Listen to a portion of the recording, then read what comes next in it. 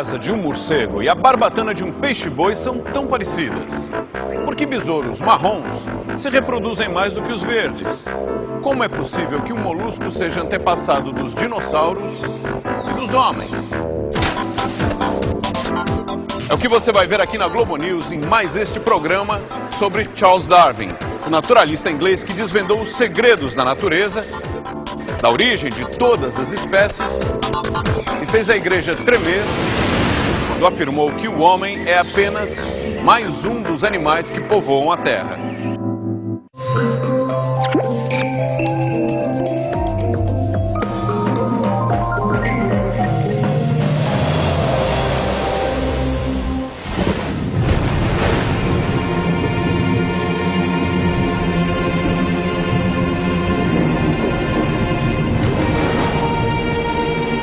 O pensamento dominante na Inglaterra vitoriana era o de que a Bíblia tinha as respostas sobre a criação do mundo. Tudo já estava pronto e nessa ordem imutável das coisas, as pessoas não eram consideradas parte do mundo natural, estavam fora e acima dele.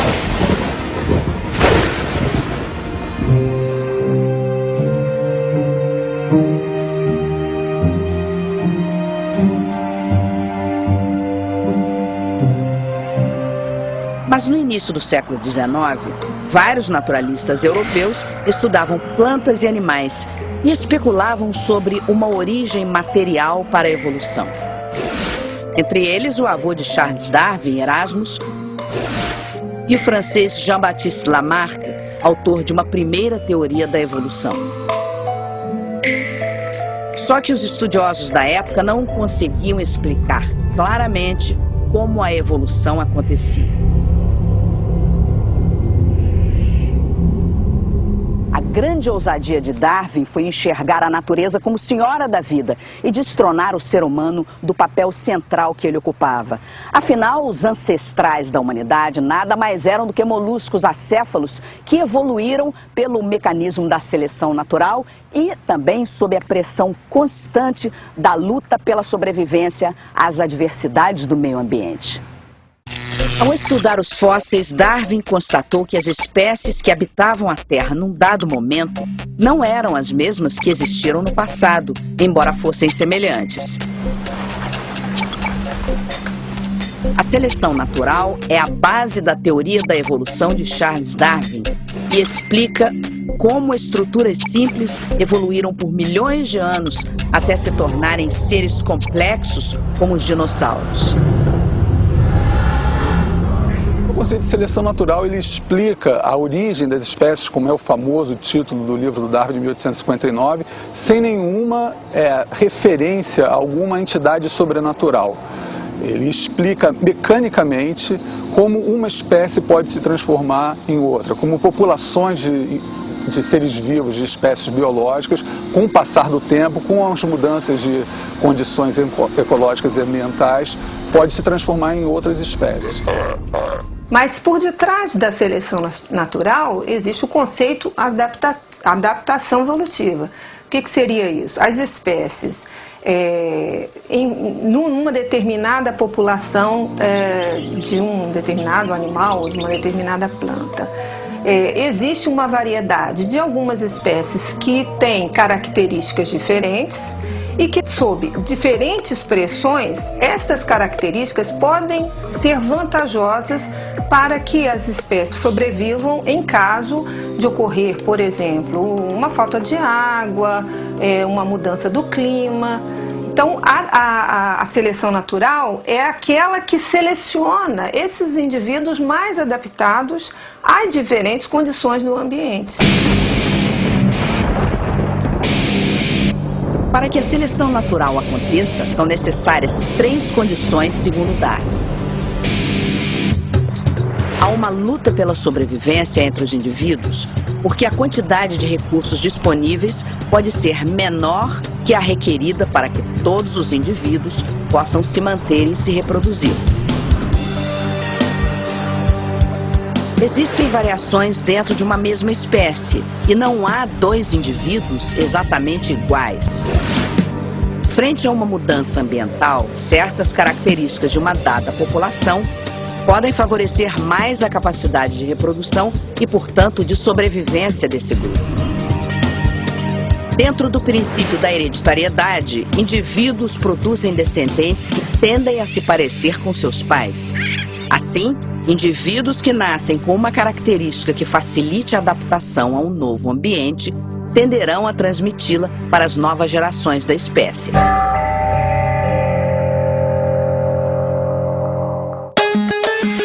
Veja um exemplo simplificado do processo de seleção natural de besouros. A variedade dentro da espécie produz besouros verdes e marrons. Os besouros verdes, por serem mais visíveis, são mais facilmente comidos pelos pássaros, muitas vezes antes mesmo de terem tempo de se reproduzir. Assim, os besouros marrons acabam se reproduzindo mais. Por hereditariedade, os filhotes marrons se reproduzem em descendentes também marrons. Se esse processo continuar, um dia toda essa comunidade será de besouros marrons. As principais ferramentas para o naturalista Darwin desenvolver seu trabalho foram inicialmente a botânica, a zoologia e a geologia, que o acompanharam nos 5 anos da expedição do navio Beagle. Darwin havia deixado um país onde se acreditava que a Terra existia apenas há 6.000 anos. Ele trouxe para casa na Inglaterra a crença de que o mundo era muito mais antigo, baseado na investigação das formações geológicas. Mas o estalo para transformar seus achados numa teoria sistemática da evolução só veio quando Darwin leu um certo livro. He only is able to put all these things together by unintentionally reading a book by the political economist Thomas Robert Malthus. In Malthus's essay on population was the statement that populations always increase and the food supplies never increase as rapidly as the population, so there will be a crisis point, and those who are best equipped to survive will be the ones who survive. And that's the nub of Darwin's theory of natural selection. Darwin percebeu que animais e plantas também podem ser vítimas de pressões populacionais. Daí a sua conclusão: indivíduos adaptados ao ambiente têm maior probabilidade de sobreviver, se reproduzir e passar as suas características aos seus descendentes. Darwin percebeu que havia um grupo específico de pássaros com tamanhos, cores e bicos diferentes. Os pequenos tentilhões variavam de acordo com as condições do clima e da qualidade das sementes e frutos com que se alimentavam. Darwin não despertou logo para a importância do seu achado. Só depois, na viagem de volta, foi que se deu conta que, provavelmente, os 14 tipos de tentilhões poderiam derivar de uma mesma espécie.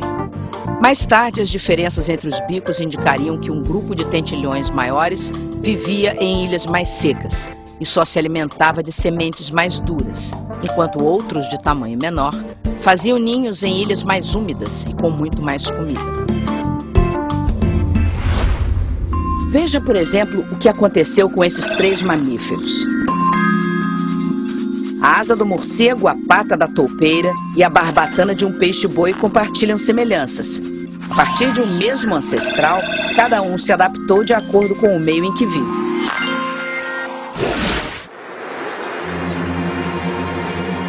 Darwin acreditava que a seleção natural recompensa os indivíduos vencedores na luta pela sobrevivência. Um conceito que dá margem a interpretações discutíveis.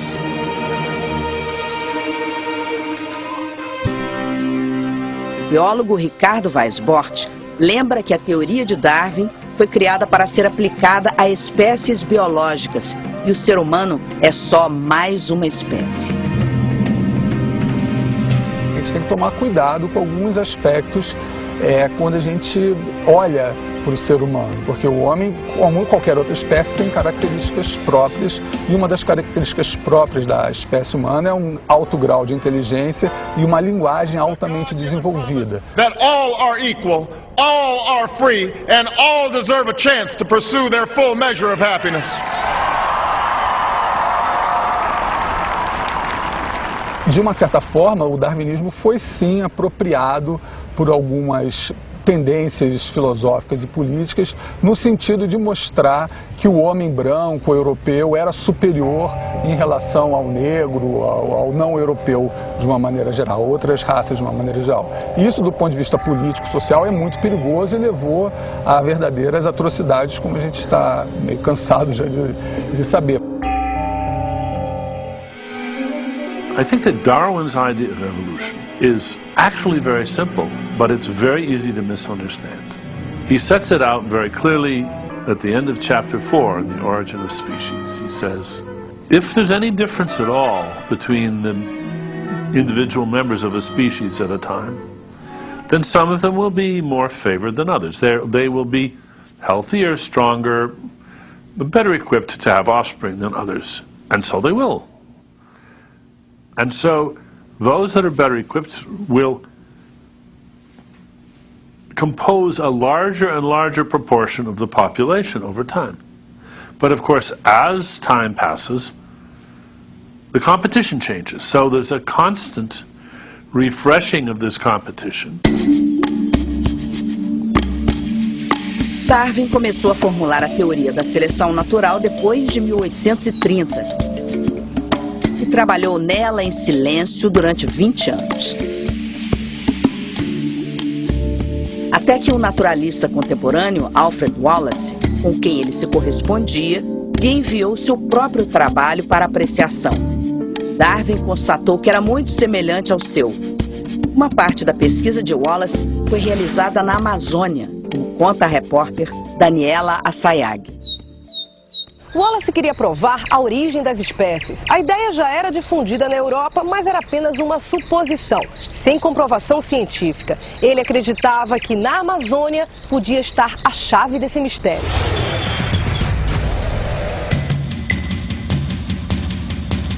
Em 1848, Belém do Pará. O experiente Henry Bates, estudioso de insetos, havia sido convencido pelo jovem Alfred Russel Wallace que aquela expedição poderia revolucionar os trabalhos científicos da época.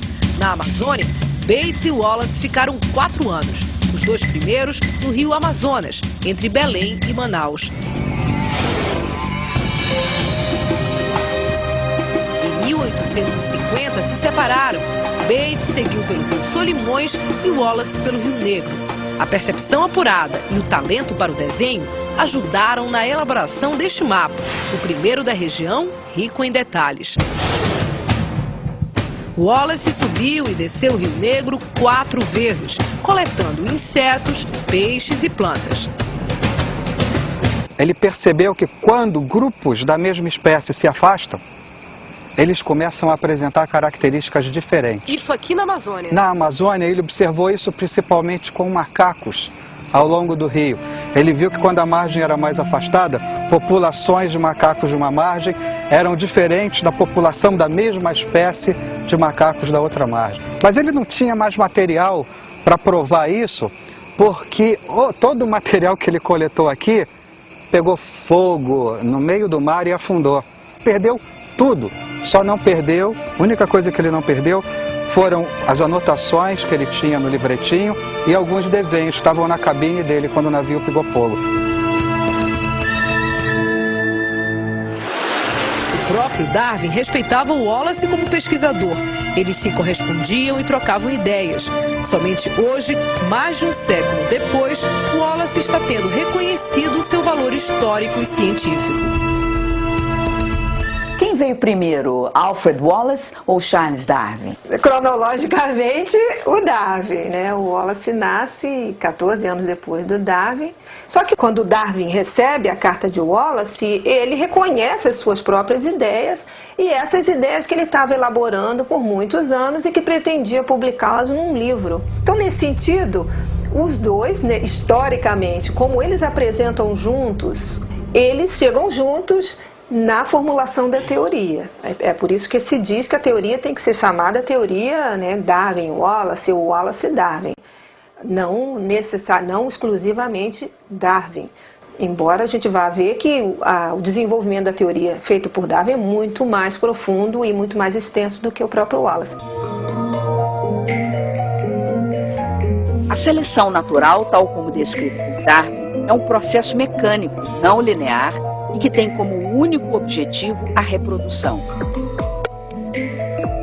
No entanto, há fenômenos que também acontecem por acaso na evolução da natureza.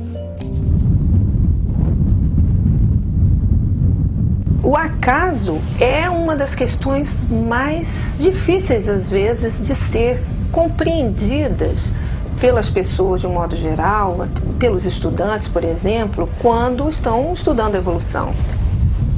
E a ideia de acaso é aquela que não nos diz o que pode acontecer se um meteoro cair na Terra quando, por exemplo, nós tínhamos uma população, né, dos dinossauros gigantesca. Darwin se perguntava também como os humanos surgiram quando estava desenhando a sua teoria da seleção natural. Seu argumento para a evolução humana surgiu no livro Os Ancestrais do Homem, publicado em 1871. Na época, havia poucos indícios fósseis sobre a nossa origem. Any fossil, however old, has got to have predecessors. And so you can't pick on one fossil and say, this was the first human. Doesn't mean anything, because obviously its grandfather, its great-great-great-great-great-grandfather existed and was maybe a tiny bit less human. But there is no one moment at which in the succession of ancestor descendants leading towards us, you could suddenly stop and say, right, from now on they're human. Darwin comparou os humanos aos grandes macacos e logo aconteceu uma confusão. O homem vem do macaco. Mas essa ideia é do naturalista Lamarck. Ele traçou o arco da vida que vai dos primatas, passando por macacos e hominídeos. Darwin argumentou que as semelhanças eram indícios que homens e macacos tinham um ancestral comum, que gradualmente evoluiu e criou ramos. O homem foi para um lado e o macaco para o outro.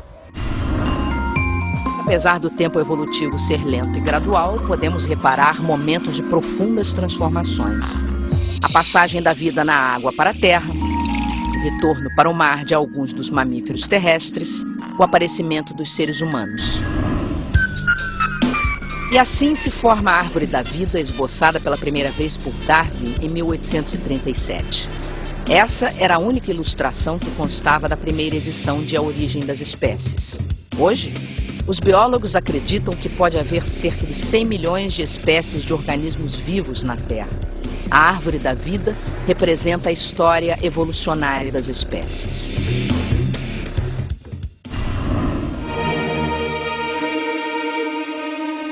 Já no fim da vida de Darwin, a teoria dele começou a perder força, porque ele não conseguiu provar como é que funcionava o mecanismo da hereditariedade. There were aspects that he got wrong, and genetics you pinned down the one major thing he did get wrong, that he accepted the genetics of his day, which was a kind of blending substances model. You had a certain amount of genetic substance from your father and a certain amount of genetic substance from your mother, and they were kind of poured together into you, and so you ended up in some unexplained way intermediate.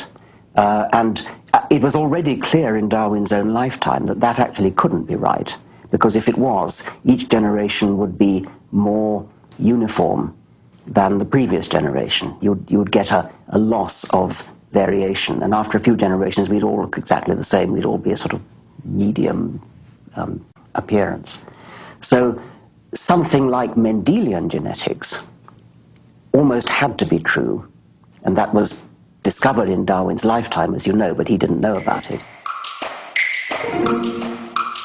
suas ideias foram então consideradas como ideias especulativas, como uma teoria, mas não uma teoria que estivesse empiricamente sustentada, que tivesse fatos que pudessem comprová-las, mas mais do que isso, que tivesse um arcabouço teórico-metodológico para dar sustento a ela. E isso realmente ocorre, né, no final do século XIX. A genética é criada, é fundada a genética, e essa redescoberta de estudos feitos por um abade, né, o Gregor Mendel, vai trazer um novo direcionamento à teoria evolutiva. Darwin era contemporâneo de Mendel, que lhe enviou várias cartas nunca respondidas. O abade descobriu leis fundamentais da genética em seu próprio jardim. Ao fazer o cruzamento de variedades de ervilhas, Mendel percebeu que elas carregavam um fator que transmitia as informações hereditárias, como num código. Trata-se da molécula de DNA, presente em todos os organismos conhecidos. A evolução por seleção natural é um fato bem estabelecido. E a prova final veio com os estudos do genoma, né, humano e do genoma dos outros animais, que mostram como que os genomas são parecidos. Então mostra essa unidade da vida, um único ser vivo há 3 bilhões de anos, evoluindo e gerando todas as formas de vida que estão no planeta hoje. Podemos agradecer à seleção natural por sermos descendentes dessa criatura de 5 centímetros que viveu há 530 milhões de anos. O Picaia gracilens é considerado o mais antigo ancestral de todos os vertebrados, e nessa categoria estamos você e eu. A inovação dele foi um cordão nervoso que corria ao longo do corpo, paralelo ao tubo digestivo. E por isso, ao que tudo indica, ao longo de milhares de gerações, a boca ganhou uma nova função. E isso explica por que beijar é tão bom.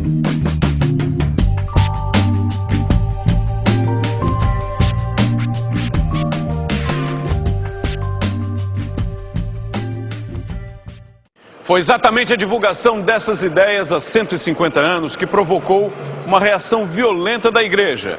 Ainda hoje, a questão entre ciência e religião não está resolvida. O pensamento de Darwin continua sendo visto como uma ameaça por grupos religiosos que lutam até na justiça para impedir o ensino do evolucionismo. É o que vamos ver no próximo programa, com a visita do repórter Marcos Uchoa ao quartel-general dos antidarwinistas aqui nos Estados Unidos.